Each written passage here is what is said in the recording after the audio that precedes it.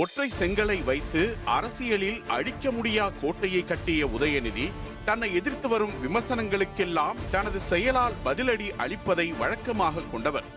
வெள்ளை வேஷ்டி, சட்டை என தொன்று தொட்டு வரும் அரசியல் ஆடைகளை விடுத்து வெள்ளை டி ஷர்ட், ப்ளூ ஜீன்ஸ் அணிந்து மக்களின் கம்ஃபர்ட் ஜோனுக்குள் அடியெடுத்து வைத்த உதயநிதி திமுகவிற்காக பிரச்சார களத்தில் இறங்கி எதிர்க்கட்சிகளை திக்குமுக்காட வைத்தார். மத்திய அரசின் கோட்டையிலிருந்து அவர் உருவிய ஒரு செங்கல் மத்திய ஆட்சியின் மண்டையில் இடியாய் இறங்கியது.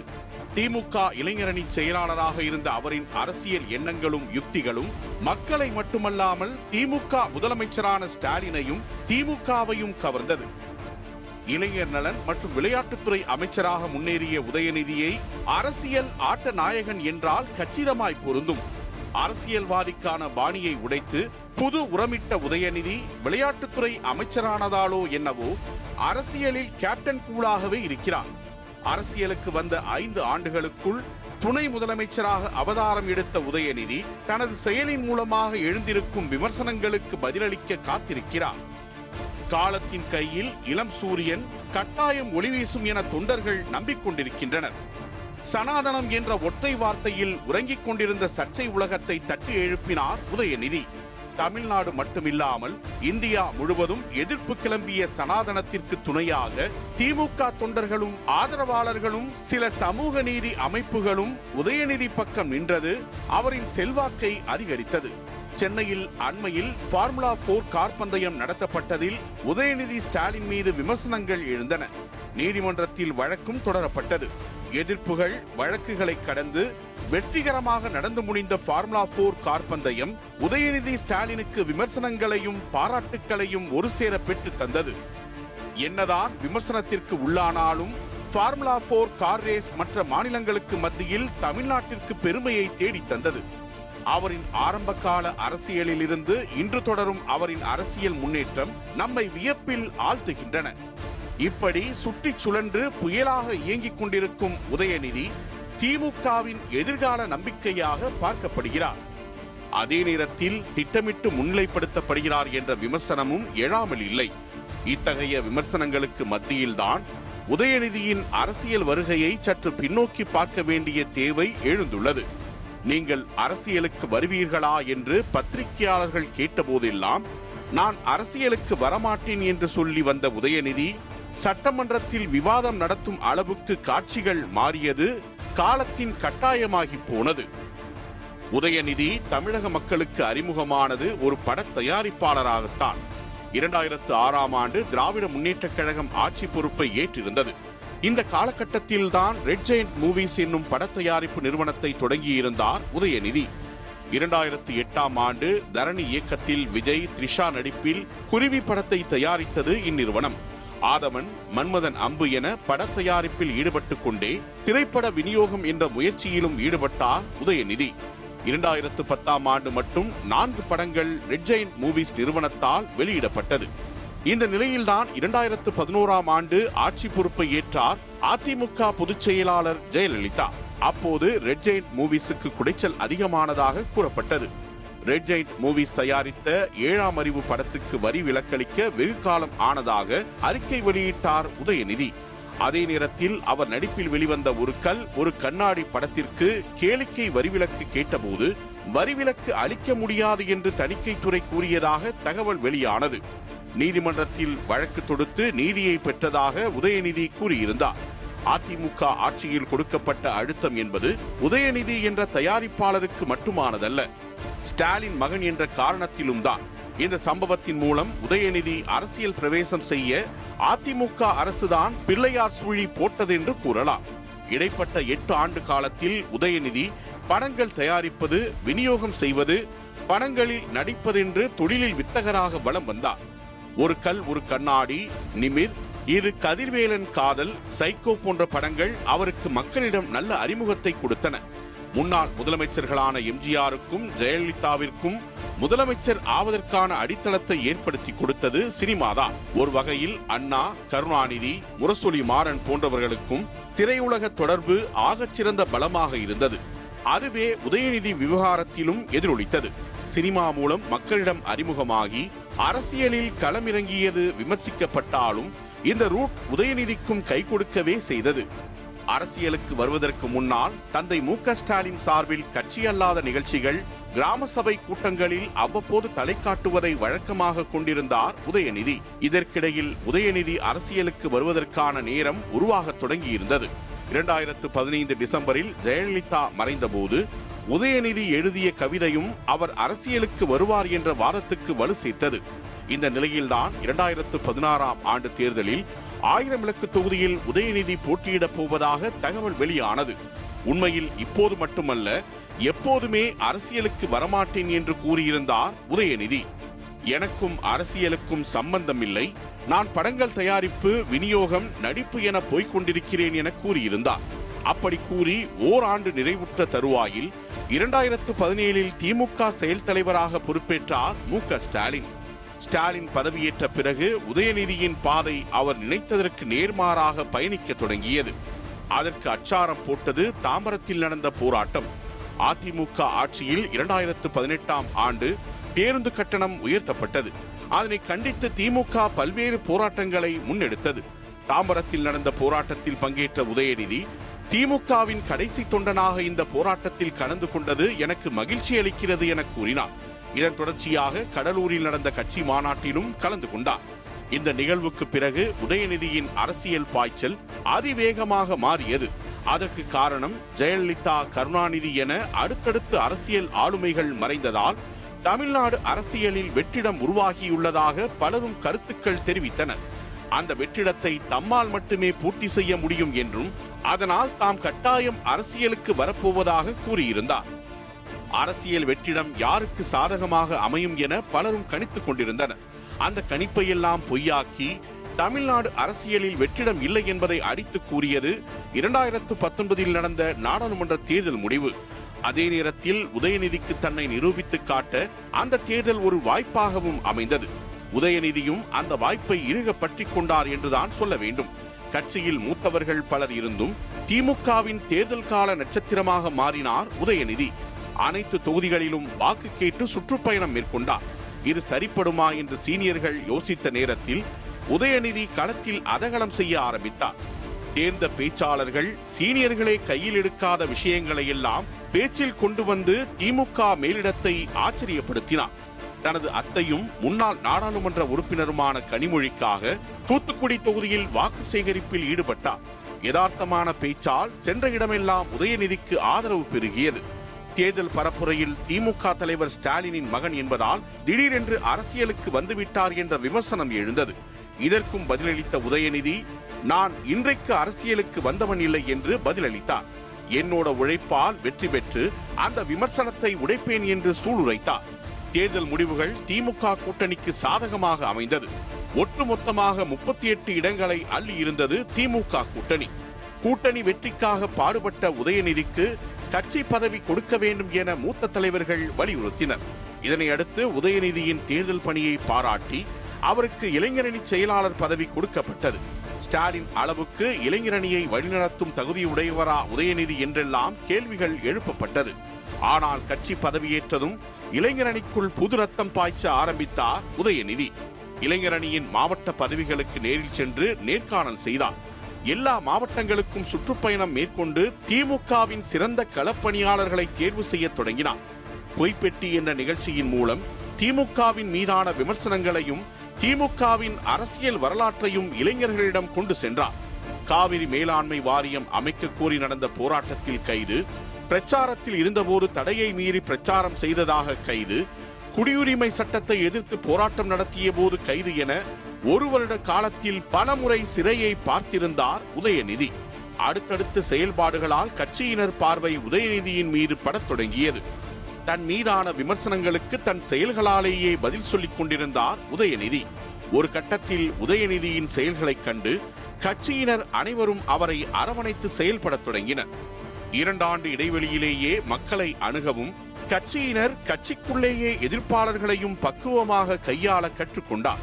அப்போதே நாடாளுமன்ற தேர்தலில் சுற்றிச் சுழன்று தேர்தல் வெற்றிக்கு உழைத்த உதயநிதிக்கு சட்டப்பேரவை தேர்தலில் போட்டியிட வாய்ப்பளிக்கப்படும், அமைச்சர் பதவி கிடைக்கும் என்றெல்லாம் பேச்சு அடிபட்டது. வாரிசு அரசியல் விமர்சனத்தில் சிக்கி தவிக்கும் திமுகவிற்கு இது போன்ற பேச்சுகள் மேலும் அழுத்தத்தை கொடுத்தன. ஆனால் தன்னை உயர்த்தி பேசுகிறார்களே என்பதற்காக புகழுரையில் பயங்கிடாமல் சட்டப்பேரவை தேர்தல் வெற்றி மட்டுமே கட்சியின் அடுத்த இலக்கு என்பதை உணர்ந்து திட்டமிட்டு களப்பணியாற்றினார் உதயநிதி.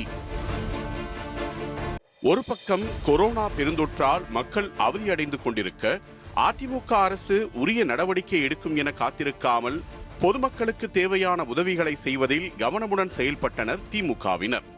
குறிப்பாக உயிருக்கு அஞ்சி வீட்டில் அமர்ந்திருக்கவில்லை. தொடர்ச்சியாக நிவாரணப் பணிகளில் தங்களை ஈடுபடுத்திக் கொண்டதால் அன்பழகன் போன்ற பலரை இழக்க நேர்ந்தது. இந்த நிலையில்தான் தலைமை தேர்தல் ஆணையம் தமிழ்நாடு, புதுச்சேரி உள்ளிட்ட மாநிலங்களுக்கு 2021 சட்டப்பேரவை தேர்தலுக்கான தேதியை அறிவித்தது. திமுகவின் முதலமைச்சர் வேட்பாளராக மு.க. ஸ்டாலினும் அதிமுகவின் முதலமைச்சர் வேட்பாளராக எடப்பாடி பழனிசாமியும் களம் கண்டனர். ஆளும் கட்சியான அதிமுக மீண்டும் அரியணை ஏறுமா அல்லது 10 ஆண்டுகள் ஆட்சியில் இல்லாத திமுக கிரீடத்தை தட்டி பறிக்குமா என்ற எதிர்பார்ப்பு ஏகத்துக்கும் எகிரியது. உண்மையில் பாஜக எதிர்ப்பு அலைக்கு நடுவே பாஜக கூட்டணியில் இருந்த அதிமுக ஓரளவு ஸ்திரத்தன்மையோடே ஆட்சியை நடத்தியிருந்தது. உள்கட்சி விவகாரங்களையும் சமாளித்து கிட்டத்தட்ட கட்சியையும் தன் வசப்படுத்தி இருந்தார் எடப்பாடி பழனிசாமி. கடந்த கால தேர்தல்களை போலல்லாமல் இந்த தேர்தல் பலமுனை போட்டி நிலவியதாக அமைந்திருந்தது. கமல்ஹாசன், சீமான், டிடிவி தினகரன் என பலரும் அணி அமைத்து களம் கண்டனர்.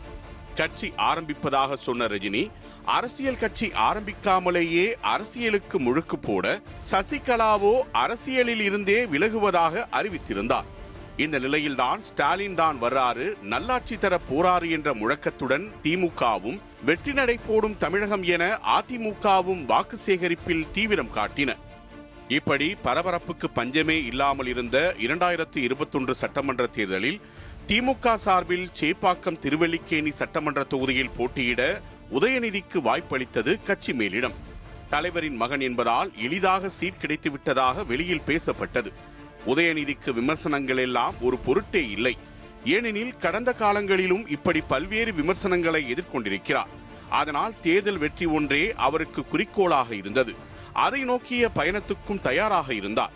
2018ஆம் ஆண்டுக்கு முன்பெல்லாம் ஸ்டாலினை அப்பா என்றே பேசியிருந்த உதயநிதி 2021 தேர்தல் களத்தில் தந்தையை தலைவர் என அழைக்க தொடங்கினார்.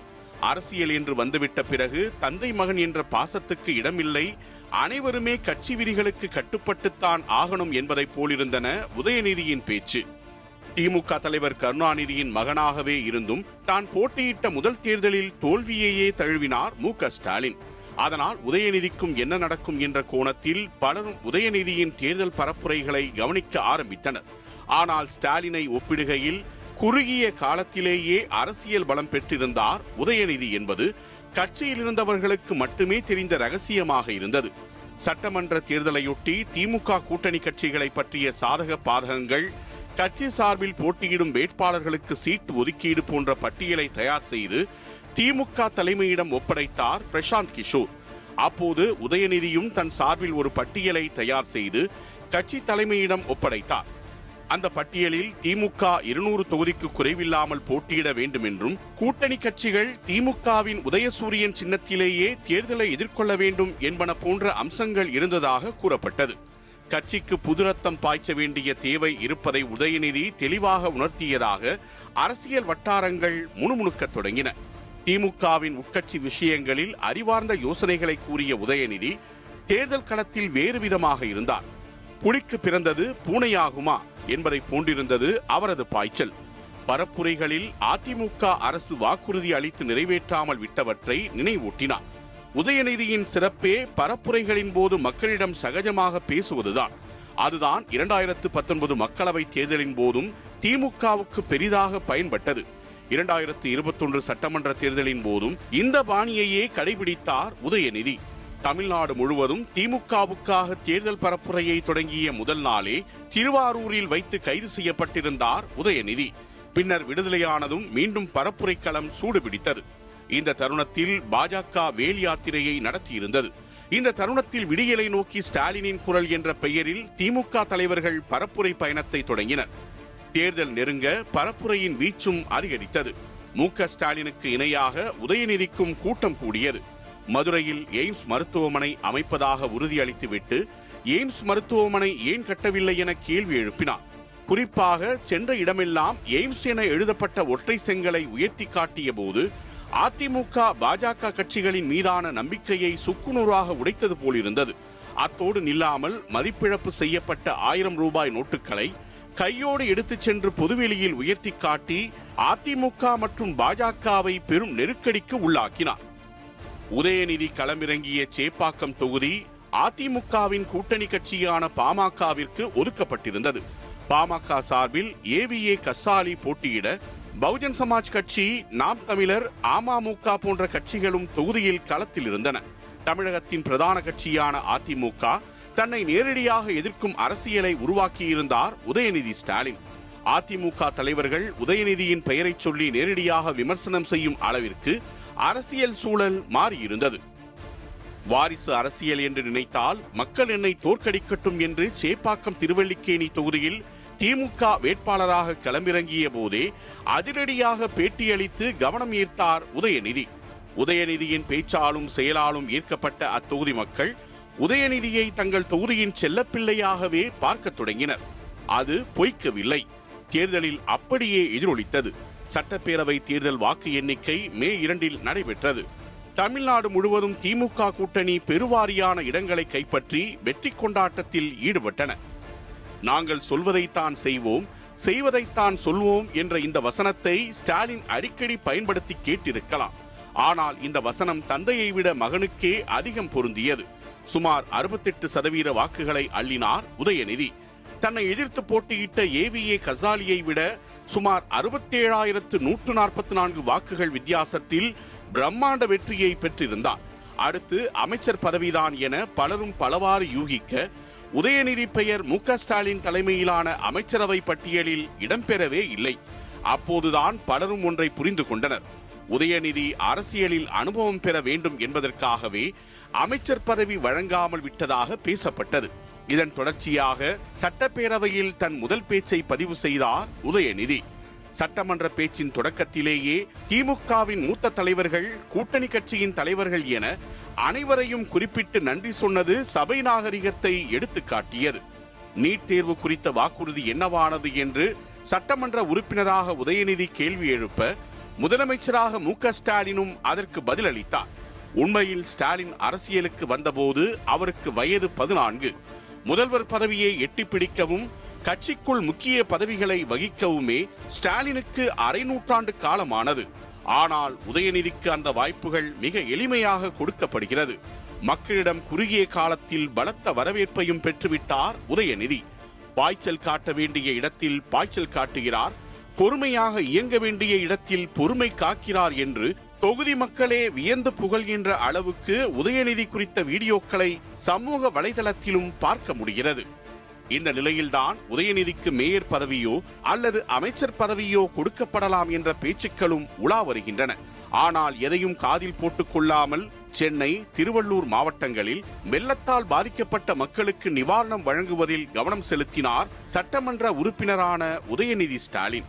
ஒரு சட்டமன்ற தேர்தல், ஒரு நாடாளுமன்ற தேர்தல் என தலைவர் ஸ்டாலினுக்கு பக்கபலமாக இருந்து வெற்றிக்கனியை தட்டிச் செல்ல காரணமாக இருந்த உதயநிதிக்கு அமைச்சர் பதவி வழங்க வேண்டும் என்ற கோரிக்கையை அமைச்சர் அன்பில் மகேஷ் முழங்க தொடங்கினார். இதன் விளைவு தமிழ்நாடு முழுவதும் ஒலிக்க தொடங்கியது. இதனை ஏற்று உதயநிதி ஸ்டாலின் 2022 ஆண்டு டிசம்பர் 14 அன்று தமிழ்நாட்டில் அமைச்சரவையில் இளைஞர் நலன் மற்றும் விளையாட்டு மேம்பாட்டுத்துறை அமைச்சராக பதவியேற்றார். தமிழ்நாட்டை விளையாட்டுத்துறையின் பல்கலைக்கழகமாக உருவாக்க அனைத்து முயற்சியையும் அவர் எடுத்தார். பல மாணவர்கள் வெளிமாநிலங்களிலும் வெளிநாட்டிலும் பரிசுகளை அள்ளி குவித்தனர். பட்டி தொட்டியெல்லாம் அரசு சார்பிலும் திமுக சார்பிலும் விளையாட்டு போட்டிகள் நடத்தப்பட்டன. கொடுத்த துறையின் பணிகளை செவ்வனே செய்து முடித்தார் உதயநிதி ஸ்டாலின். 2024 மக்களவை தேர்தல் வந்தது. கடந்த 2 தேர்தலைப் போல் இந்த தேர்தலிலும் யதார்த்தமான பிரச்சாரத்தால் திமுக கூட்டணி 40 இடங்களிலும் அபார வெற்றி பெற்றது.